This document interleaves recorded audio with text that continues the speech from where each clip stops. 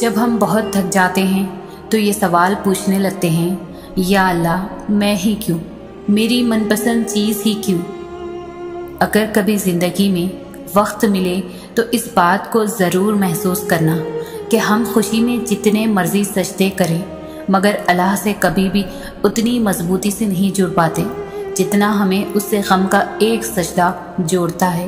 یہ دل کی فطرت ہے، جب تک گرتا نہیں ہے تب تک سنبھلتا نہیں ہے۔ جتنی شدت سے ہم غم میں اس کا نام لیتے ہیں، جتنی شدت سے ہم غم میں اس کے قریب دوڑے چلے جاتے ہیں، جتنی شدت سے ہم تڑپ تڑپ کر اس کو اپنی داستاں بتاتے ہیں، خوشی میں یہ شدت نہیں ہوتی۔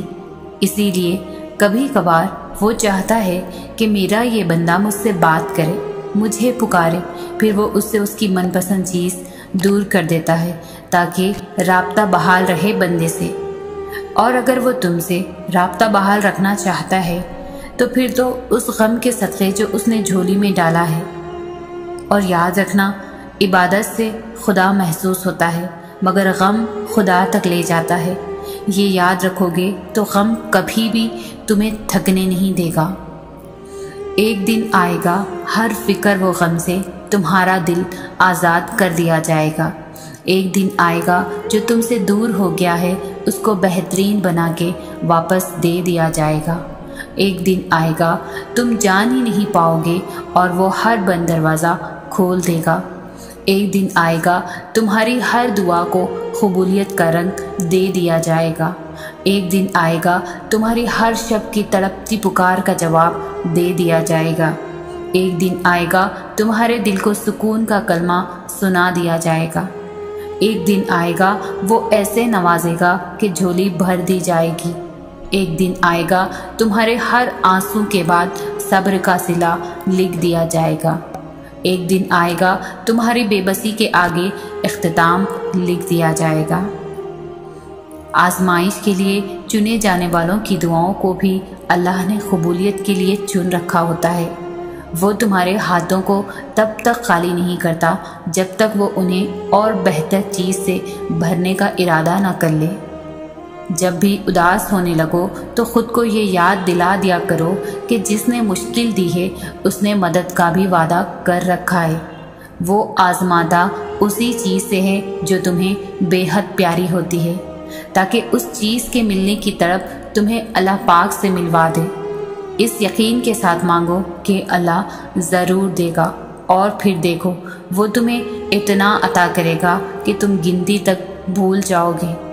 دعائیں نصیب سے نہیں بلکہ نصیب دعاؤں سے ملتا ہے، اور کائنات کے سارے معجزے دعاؤں سے ہی تو ہوتے ہیں۔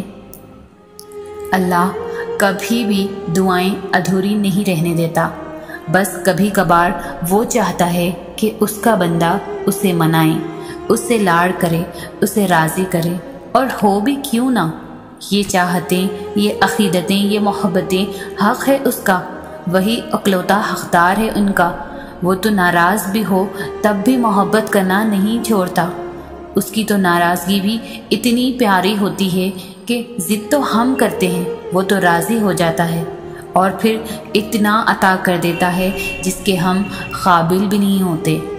تو پھر تمہیں ایسا کیوں لگتا ہے کہ وہ تمہیں سنتا نہیں ہے؟ وہ جس کی دسترس میں دونوں جہانوں کی بادشاہت ہے، اس کے لیے بھلا تمہاری تکلیف کو دور کرنا کیا مشکل؟ تم ایک دفعہ ہاتھ تو اٹھاؤ، بس ایک دفعہ جھولی تو پھیلاؤ۔ پہلا سجدہ اس کی چاہت کا کرو گے نا تو دوسرے سجدے پہ وہ تمہیں تمہاری چاہت سے نواز دے گا۔ بس ایک دفعہ اللہ کو اللہ کے لیے چاہ کر دیکھو، اور پھر دیکھو ہوتا کیا کیا ہے۔ اللہ تم سے بہت محبت کرتا ہے۔ وہ تمہیں ہر اس لمحے میں سنتا ہے جب تمہیں خود بھی تمہاری آواز سنائی نہیں دیتی۔ تم اسے دیکھ نہیں سکتے مگر وہ تمہیں دیکھ سکتا ہے۔ وہ جانتا ہے تمہیں پریشانی ہے، وہ جانتا ہے تمہارے کرب کو، تو پھر تم اس کو سننے پر شک کیوں کرتے ہو؟ کیونکہ دل میں یہ وسوسے لاتے ہو کہ اللہ تمہیں نہیں دیکھ رہا۔ جو چیز تمہیں اللہ کے سوا کوئی نہیں دے سکتا اسے انسان سے کیوں مانگتے ہو؟ جس یقین کا حقدار اللہ کے سوا کوئی نہیں، وہ یقین انسان پر کیوں رکھتے ہو؟ جس محبت کا حقدار صرف اللہ ہے، وہ محبت انسان کو دے کر پھر کیوں نصیب سے شکوہ کرتے ہو؟ اللہ کو راضی رکھنا سیکھو، بس باقی سارے خود ہی پھر راضی ہو جائیں گے۔ کبھی اس کے علاوہ کسی سے کچھ مت مانگو اور نہ کسی سے کسی بھی چیز کی امید رکھو، پھر چاہے وہ ہمدردی ہو یا محبت۔ انسان بھیک میں ذلت کے سوا کچھ نہیں دیتا۔ بادشاہ تو بس خدا ہی ہے، معجزوں کا بھی، عطا کا بھی۔ سکون تو ہمیشہ ہمارے پاس ہوتا ہے، لیکن ہم یہ بات تب تک نہیں سمجھ پاتے جب تک ہم اس سکون کو کھو نہیں دیتے۔ تب پتہ چلتا ہے کہ سکون تو صرف اللہ کے ہونے سے تھا، جسے اپنی خواہشات پانے کے چکر میں ہم نے کب کھو دیا پتہ ہی نہیں چلا۔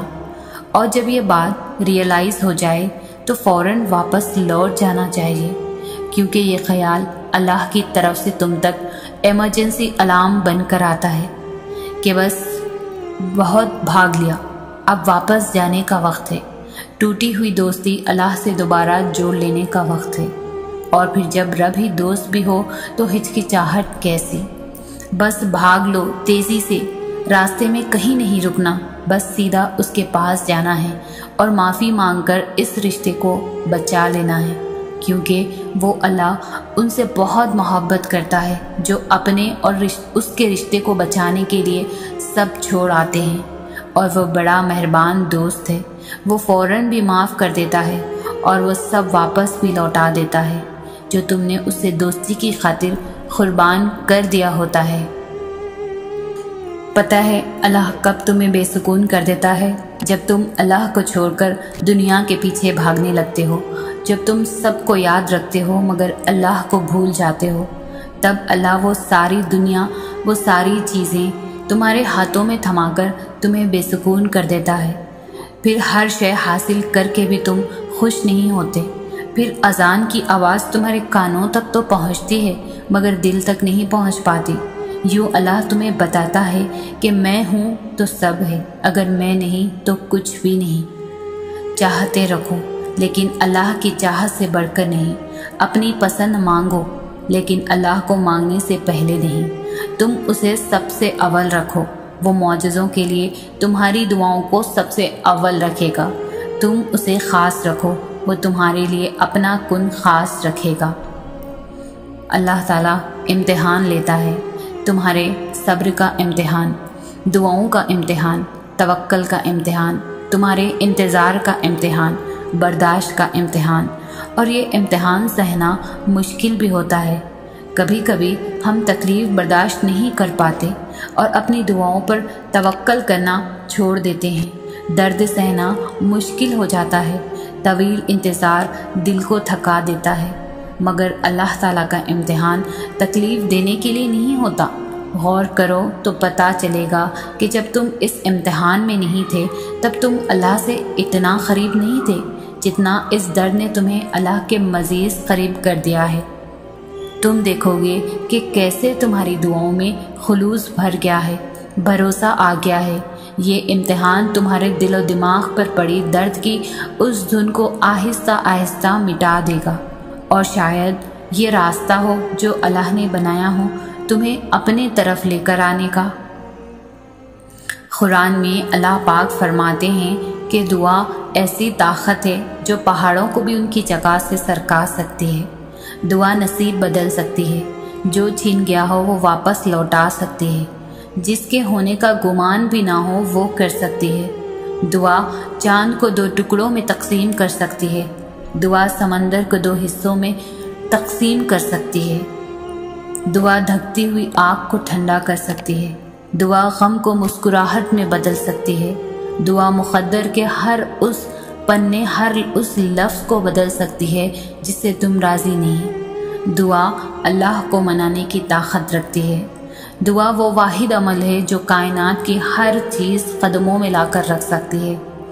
دعا وہ کر سکتی ہے جو نہ انسانی عقل دیکھ سکتی ہے اور نہ سمجھ سکتی ہے۔ دعا صدیوں کے بچھڑے لوگوں کو پل میں ملا سکتی ہے۔ دعا لا حاصل کو حاصل بنا سکتی ہے، دعا ہر گمان کو حقیقت میں بدل سکتی ہے، دعا سب کچھ کر سکتی ہے۔